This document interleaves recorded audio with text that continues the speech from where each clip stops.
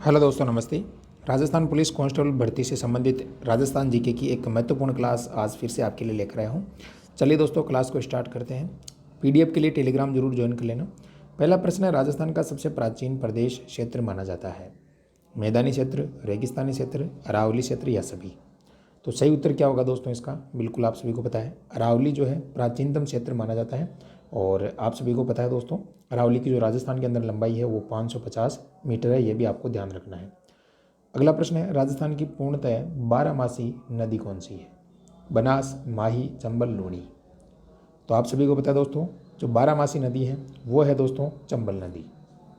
अगला प्रश्न है, स्वतंत्रता सेनानी शहीद सागरमल गोपा कहाँ के निवासी थे? बीकानेर, जैसलमेर, जोधपुर या अजमेर? तो दोस्तों जैसलमेर के थे। इनको कई यातनाएं दी गई थी और जेल में जिंदा भी जला दिया गया था।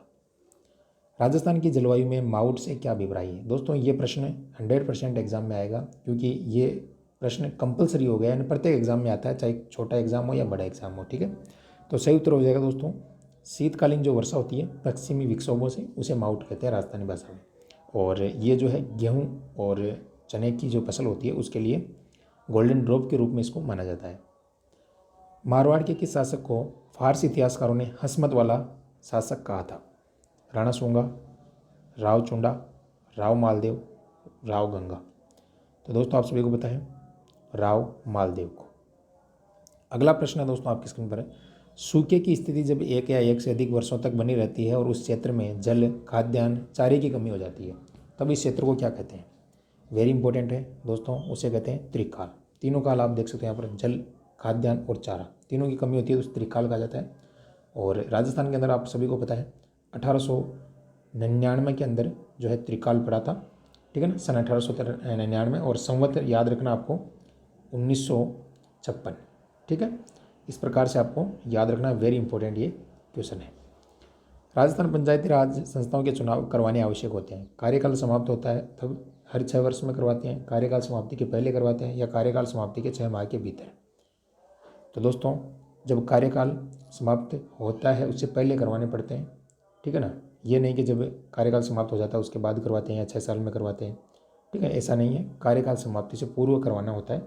ठीक है, सांबर झील किस जिले में स्थित है?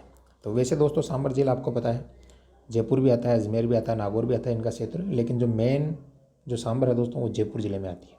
ठीक है, अगला प्रश्न है, राजस्थान के शहरी एवं अर्ध शहरी क्षेत्रों में सहकारिता के आधार पर लघु एवं कुटीर उद्योगों को ऋण कौन प्रदान करता है? दोस्तों ध्यान रखना है इस प्रश्न को, यहाँ पर पूछा है शहरी क्षेत्रों में। ठीक है ना, ग्रामीण की बात नहीं हो रही है, तो नागरिक सहकारी बैंक होगा। और ग्रामीण की अगर बात करें तो दोस्तों प्राथमिक सहकारी साख समिति जो होती है राजस्थान के अंदर ग्रामीण में, वो करवाती है। 1528 में बाबर और मेदिनी राय के मध्य कौन सा युद्ध लड़ा गया था? तो आप सभी को पता है दोस्तों, वेरी इंपॉर्टेंट क्वेश्चन है, चंदेरी का जो युद्ध था ये लड़ा गया था 1528 में। अगला प्रश्न है दोस्तों, जिस अभिलेख में शाकंभरी के चौहान शासकों की उपलब्धियों का वर्णन मिलता है, कौन सा अभिलेख है? चीरवा का, बिजोलिया का, समोली का या कीर्ति स्तंभ? तो दोस्तों बिजोलिया का जो अभिलेख है आपको पता है भीलवाड़ा जिले में है, गुणभद्र ने 1070 के अंदर जो है इसको उत्कीर्ण किया था, ये भी आपको ध्यान रखना है। सर्वाधिक जनसंख्या घनत्व वाला संभाग कौन सा है, जिसमें जनसंख्या घनत्व ज़्यादा है? जोधपुर, भरतपुर, बीकानेर, जयपुर? तो जाहिर सी बात है दोस्तों, जयपुर जिले की जो जनसंख्या लगभग 66 लाख के समथिंग है, तो सबसे ज़्यादा जो जनसंख्या घनत्व वाला संभाग होगा वो जयपुर ही होगा। ठीक है ना, तो आप जिले से भी यहाँ पर जो है इसका आंसर सही कर सकते हो। चलिए अगला प्रश्न है, उदयपुर की राजकुमारी कृष्णा कुमारी जिनके विवाह में विवाद हुआ था, किनकी पुत्री थी ये?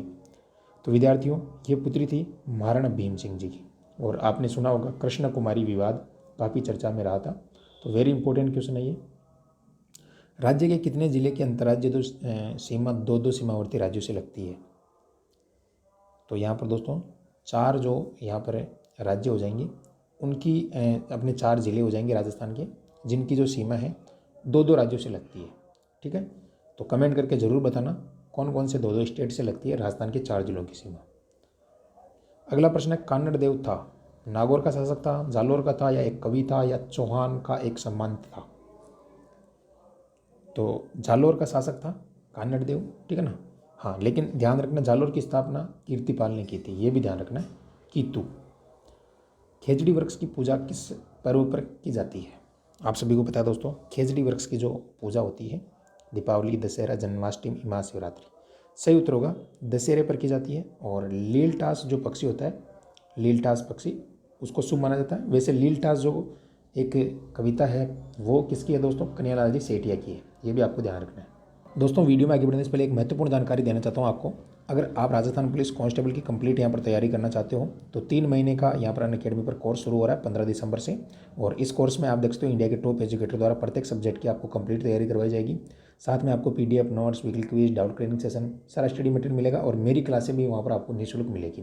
तो इस कोर्स के लिए आप सब्सक्रिप्शन ले सकते हो दोस्तों। उसमें आप मेरे कोड का यूज कर सकते हो स्टडी विद MK70, ताकि फीस के अंदर आपको 10% का डिस्काउंट मिल सके। लिंक डिस्क्रिप्शन में मिल जाएगा। आगे बढ़ते हैं साथियों।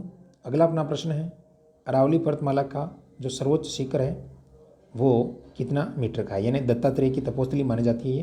तो समुद्र तल से दोस्तों 1722 मीटर, याद रखना है, समुद्र तल से 1722 मीटर। राज्य में सेला बासमती चावल का उत्पादन कहाँ होता है? बांसवाड़ा, डूंगरपुर, बूंदी या फिर गंगानगर? सही उत्तर क्या होना चाहिए?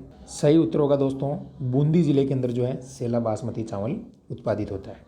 भीलवाड़ा बिगोद के निकट होने वाले त्रिवेणी संगम में कौन सी नदी शामिल नहीं है?